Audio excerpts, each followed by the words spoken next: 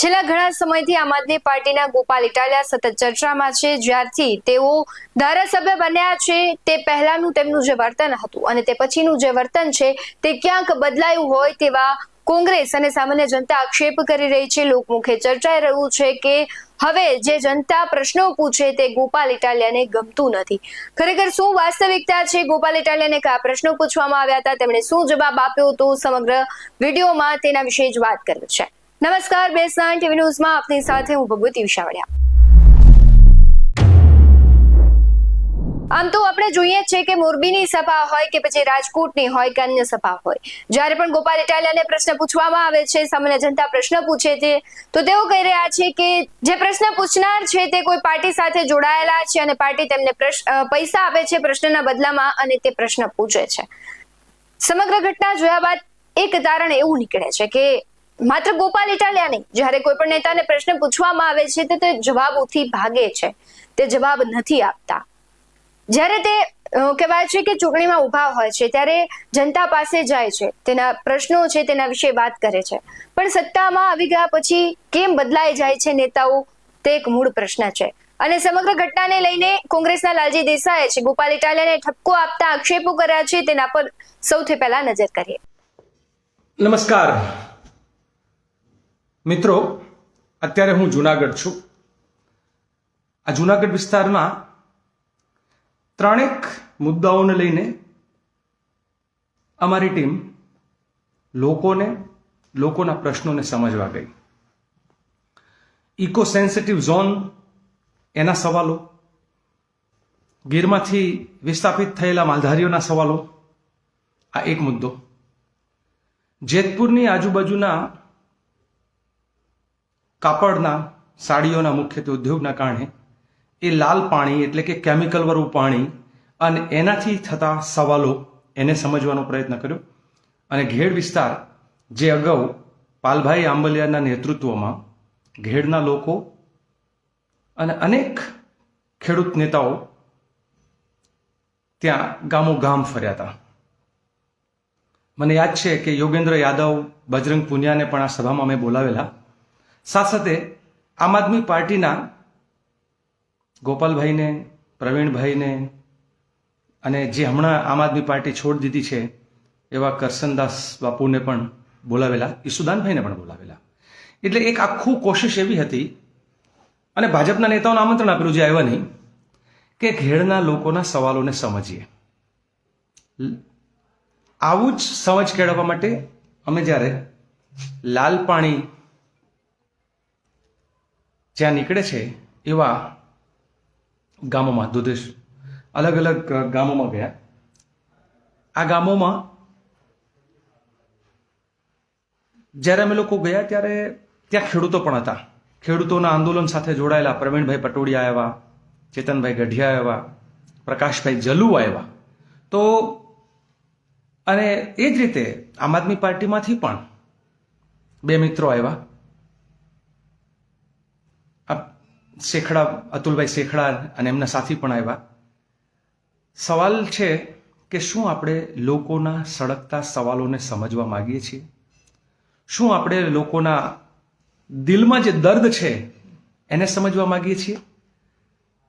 આજકાલ ભાઈ પ્રવીણભાઈ અને ગોપાલભાઈ એ લોકો ફિલ્ડમાં નીકળ્યા છે, સારી વાત છે. લોકોની વચ્ચે જવું એ ઉત્તમ છે, કારણ કે મારો વર્ષોનો અનુભવ છે. 37 વર્ષથી હું લોકોની વચ્ચે આદિવાસી વિસ્તારમાં 6 વર્ષ રહ્યો છું, સુરેન્દ્રનગર જિલ્લાના સાયલા ચોટીલામાં 13 વર્ષ રહ્યો છું, કચ્છમાં 2 વર્ષ રહ્યો છું, ભાવનગરમાં રહ્યો છું, ખૂબ બધા વિસ્તારોમાં, એટલે ઉત્તર ગુજરાતમાં, મધ્ય ગુજરાતમાં. તો એનાથી લોકો માટેની સમજ આપણી બને. પણ સમજ હોવી એ એક વાત છે ને સંવેદના હોવી એ બીજી વાત છે. ગોપાલભાઈ જ્યાં સુધી વિધાનસભામાં ચૂંટાઈને નહોતા આવ્યા ત્યાં સુધીની એમની ભાષા જુદી હતી અને વિધાનસભામાં ચૂંટાઈને આવ્યા પછી ભાષા બદલાણી છે. અમુક પાર્ટીના કાર્યકર્તાઓ પણ, હું એવું માનું છું કે આમાં બહુ ધૈર્ય જોઈએ. લોકો તમને, એટલે હું કોઈ પણ ધારાસભ્ય ચૂંટાઈને આવે, ભાજપના હોય, કોંગ્રેસના હોય, આમ આદમી પાર્ટીના હોય, તમે જ્યારે જનતાના પ્રતિનિધિ છો ત્યારે જનતા તમને સવાલ પૂછશે. આપણા દેશનું આ બંધારણ જે છે એની સૌથી સુંદરતા કોઈ હોય તો એ છે બંધારણના એ 10 પાસાઓ જે તમારે સમજવા પડશે. આ બંધારણ શું કહે છે? આપણા દેશના બંધારણની પ્રસ્તાવનામાં જે લખ્યું છે, ગોપાલભાઈએ સૌથી પહેલું જે મને લાગે છે કે ભૂલ કરી ગયા કહેવાય, કદાચ ઉતાવળ કહેવાય, અને આ એમની અપરિપક્વતા કહેવાય. હું વધારે અપેક્ષા રાખું છું એમની પાસે. રાજનીતિમાં એવું બની શકે કે આપણે અલગ અલગ રાજનૈતિક પાર્ટીઓમાં હોઈએ, આપણે અલગ અલગ વિચારધારાઓમાં પણ હોઈએ, પણ બધાની વચ્ચે પણ જે ભારતીય જનતા પાર્ટી કરે છે એ દિશામાં અથવા એ રસ્તે આપણે જવાથી અંતે બહુ નુકસાન થાય. એટલે હું અહીંયા બિલકુલ ગોપાલભાઈનો વિરોધ કરવા માટે કે પછી આમ આદમી પાર્ટીના વિરોધ માટે કે એના માટે નથી કહેતો, પણ ભારતીય જનતા પાર્ટીએ જે રીતે ગુજરાતના લોકોના બંધારણીય હકો છીનવ્યા છે, એ જ ઇવન માનો કે કોંગ્રેસના કોઈ નેતા પણ આવું કરે તો હું ત્યારે એને પણ ટોકું છું, એમ તમને પણ ટોકીશ કે ભાઈ કઈ પાર્ટીનો કાર્યકર પૂછે છે સવાલ કે નથી પૂછતો એ સવાલ નથી.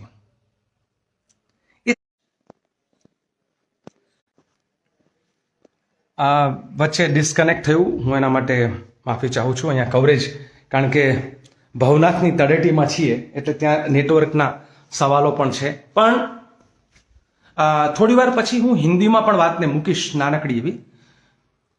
આપણે ભારતના લોકો એ સ્વાધીન એટલે સોવરેન, આપણે સ્વાધીનતાની વાત કરીએ છીએ તો સવાલ પૂછવો એ સ્વાધીનતામાં આવે. આપણે સોશિયલિસ્ટ છીએ એટલે સોશિયલિસ્ટનો મતલબ એ પણ છે કે હેવ્સ એન્ડ હેવ નોટ વચ્ચેનો અર્થ સમજવો. પ્રકાશ જલુએ જે સવાલ પૂછ્યો ને એ આમ વ્યક્તિઓનો હતો, આમ માનવીઓનો હતો, આમ જનતાનો હતો, ખેડૂતોનો હતો. એટલે આ દેશના ખેડૂતોને સવાલ પૂછવાનો અધિકાર છે, કારણ કે આપણી જે વિચારધારા છે સમાજવાદી છે. તમારી વિચારધારા સમાજવાદી ના હોય તો અલગ વાત છે. એક હોય છે સામ્રાજ્યવાદી, જે ભાજપી છે, જે સંઘી છે એ સામ્રાજ્યવાદી છે. બાકી બધી મોટાભાગની પાર્ટીઓ જે છે એનો અપ્રોચ સમાજવાદી. તો સમાજવાદી વાતમાં એ જે છે એ ગરીબી દૂર કરવી, એની પીડાઓ દૂર કરવી, એ આખી વાત આવે. હું ધર્મનિરપેક્ષ વાળી વાત અહીંયા નહીં મૂકું, કારણ કે આ મુદ્દાને લઈને લાગુ નથી પડતું. પણ ડેમોક્રેટિક લોકશાહી લોકો દ્વારા બનેલું આ શાસન છે. તમે લોકોના ચૂંટાયેલા પ્રતિનિધિ છો તો ધૈર્ય જોશે, સહન શક્તિ જોઈએ જ કે તમે લોકોને સાંભળો. આ ગણરાજ્યની વાતમાં હું ઊંડાણમાં નહીં ઉતરું, કારણ કે આપણા બંધારણમાં પહેલું કહ્યું છે કે ગણરાજ્ય છે આ કોઈ એક રાજા નથી. અને તમે ચૂંટાઈને આવો, એ ભાજપના હોય, કોંગ્રેસના હોય, આમ આદમી પાર્ટીના હોય કે અન્ય કોઈ પણ હોય, તમે ચૂંટાઈને આવો એટલે તમે રાજા નથી, રજવાડાઓ નથી, તમે પ્રજાના પ્રતિનિધિ છો. અને ગણનો મતલબ જ થાય છે આમ સમુદાય, સામાન્ય માનવીઓ. જે ગણથી બને એને ગણ રાજ્ય કહેવાય, સત્તાધીશોથી નહીં, જેમાં ન્યાય, સ્વતંત્રતા અને સમાનતા. ભાઈ કોઈ સવાલ પૂછે છે તો એને સવાલને ન્યાય આપવો જોઈએ. વ્યક્તિ જે બોલે છે એને ન્યાય આપવો એ આપણું બંધારણ કહે છે. સમાનતાની આખી વાત જે છે કે તમે ખાલી મોટા લોકોના જ સવાલો જાણો, સામાન્ય ખેડૂત, જે આ પ્રકાશ ચલુ તો એક ચપ્પલ પહેરીને ઉઘાડ પગો એક આંદોલનકારી ખેડૂત આંદોલનનો નેતા છે, એને કોઈ પાર્ટી સાથે કોઈ આ ભાઈ ગોપાલભાઈને જીતાડવામાં એણે રસ લીધો તો એવું મારી પાસે પાક્કા પુરાવા છે. કારણ કે એને એમ હતું કે અમારા વિસ્તારનું ભલું થશે. જ્યારે તમારા ભરોસે કોઈ કે તમને ચૂંટીને મોકલ્યા હોય ત્યારે તમને કોઈ સવાલ પૂછે તો એ સવાલ કોંગ્રેસનો છે કે સવાલ ભાજપનો છે કે સવાલ અન્ય પાર્ટીનો છે એ મુદ્દો નથી બનતો. આપણામાં સ્વતંત્રતા, વિચારોની અભિવ્યક્તિ, દરેકને પોતાના વિચારો મૂકવાની અભિવ્યક્તિ. આમાં મને ખબર છે કે ખૂબ લોકો મને કદાચ મારી ટીકા પણ કરશે, પણ એમનો હક છે. મારી આ વાત ઉપર મારી કોઈ ટીકા કરે તો એમનો અધિકાર છે. હું એ ટીકાઓથી ભાગી ના શકું. તમે જ્યારે જનતાના પ્રતિનિધિ બનો છો, તમે જ્યારે જાહેર જીવનમાં આવો છો ત્યારે તમને લોકો સવાલ કરશે, તમારી ટીકા કરશે. આમાં એક બહુ જ ગુજરાતી સરસ કહેવત છે, જેને મોભારો થવું હોય ને એને ખીલા ખમવાની તૈયારી જોઈએ. આ મોભારેને તો બે બાજુથી ખીલા આવે ને મોટા ખીલા આવે. જેને ખીલા ખમવાની તૈયારી નથી ને એને ખપાટું થઈને રહેવાય, કારણ કે ખપાટમાં નાની નાની ખીલીઓ વાગે. તો તમે મોભારો બન્યા છો તો ખીલા ખમવાની તૈયારી રાખો. મને ખબર છે મોભારાની ભૂમિકા જે છે એ ખીલીઓ ખમવા વાળી છે, ખીલાઓ ખમવા વાળી છે. આડા અવળા ઉભા બધા ખીલા આવશે.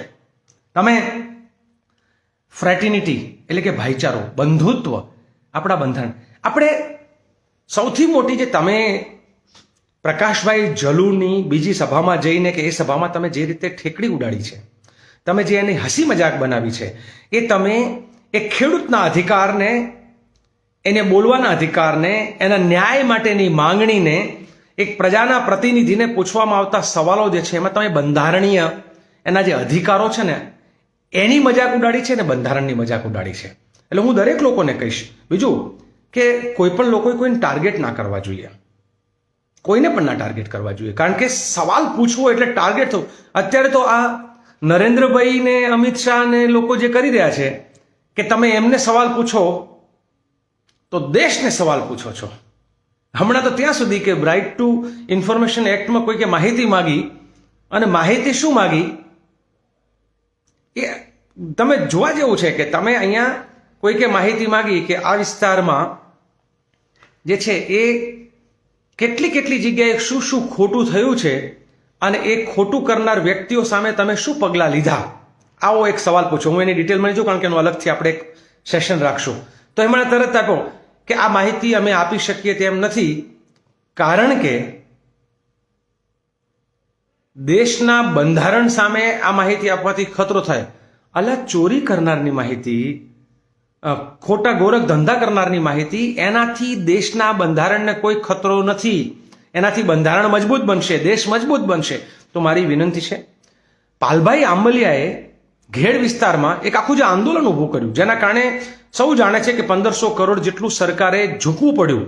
ત્યાં યોગેન્દ્ર યાદવ આવ્યા, ત્યાં બજરંગ પુનિયા આવ્યા, ત્યાં અમે લોકો, હું પોતે ત્યાં સમય આપ્યો, અને બધા જ લોકો, મેં અગાઉ પણ વાત કરી કે ભાઈ બજરંગ પુનિયાથી લઈને યોગેન્દ્ર યાદવથી લઈને ઇવન આમ આદમી પાર્ટીના યશુદાનભાઈ હોય, ગોપાલભાઈ હોય, કે ભાઈ પ્રવીણ રામ હોય, કે પછી એ વખતે જે કરસનદાસ બાપુ ભાદરકા જે હતા એ હોય, આ બધાને ત્યાં નિમંત્રણ આપ્યું હતું.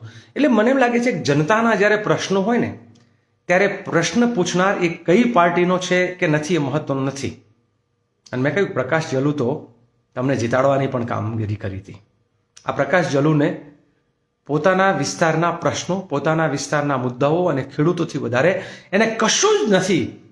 એક ઓલિયા જેવો માણસ છે. આવા ઓલિયાઓ, આવા આંદોલનકારીઓને તમે આ રીતે એકદમ હસી મજાક કરો તો તમને કાલ ઉઠીને તમારા વિસ્તારનો કોઈ માલધારી સવાલ પૂછશે, કાલ ઉઠીને તમારો કોઈ ખેડૂત સવાલ પૂછશે, કાલ ઉઠીને કોઈક નાનો ગરીબ માણસ સવાલ પૂછશે, ત્યારે તમે એમ કહીને કહી દેશો કે તું આ પાર્ટીનો છે. જેમ તમે પત્રકારને 5000 રૂપિયાના કે ભાઈ તને 5000 રૂપિયા સવાલ પૂછવા માટે મળેલા છે, કોઈક સરસ કહ્યું, મને લાગે છે આ બી છે, એનો મતલબ સવાલ નહીં પૂછવાના પણ પૈસા તમને મળે છે, એવું કોઈ પૂછશે તો તમે મોભારો છો.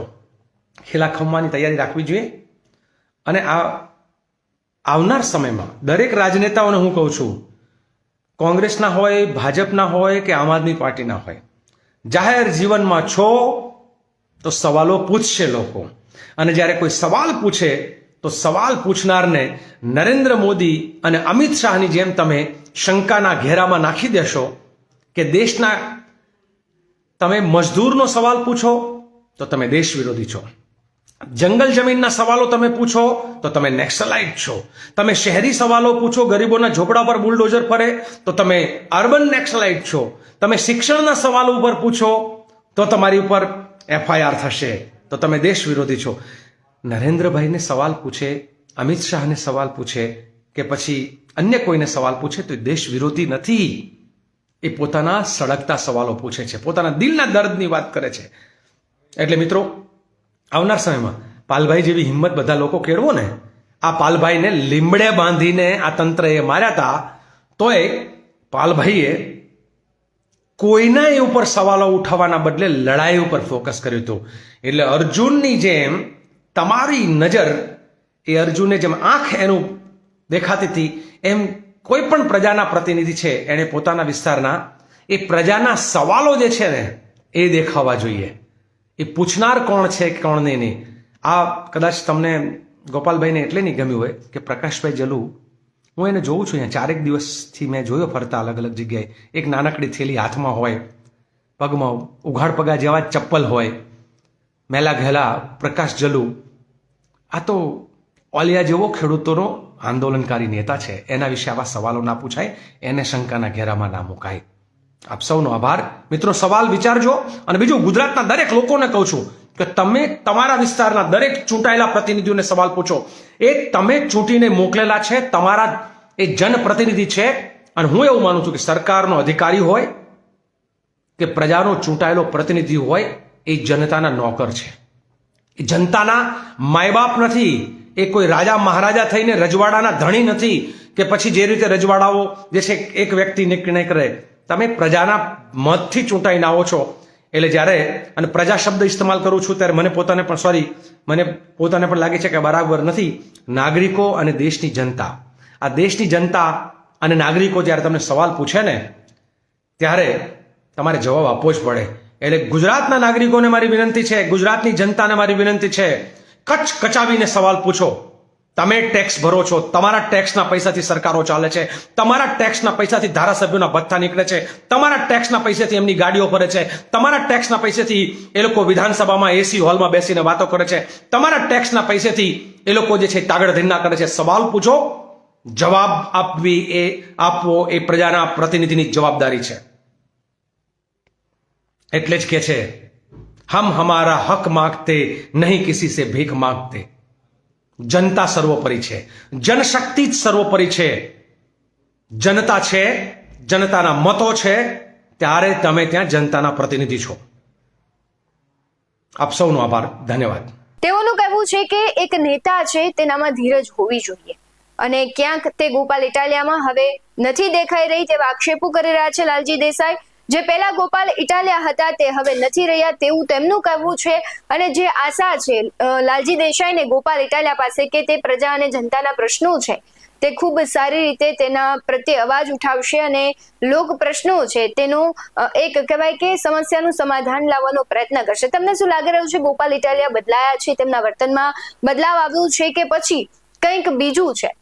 કમેન્ટ બોક્સમાં જરૂરથી જણાવજો. આવા જ વધુ અહેવાલો સાથે ફરી મળતા રહીશું. તમે અમારી યુટ્યુબ ચેનલને સબસ્ક્રાઇબ કરવાનું, અમને ફેસબુક અને ઇન્સ્ટાગ્રામ પર ફોલો કરવાનું ભૂલશો નહીં. બાકી અવનવી અપડેટ્સ મેળવવા માટે આપ જોતા રહો BS9 TV ન્યૂઝ. નમસ્કાર.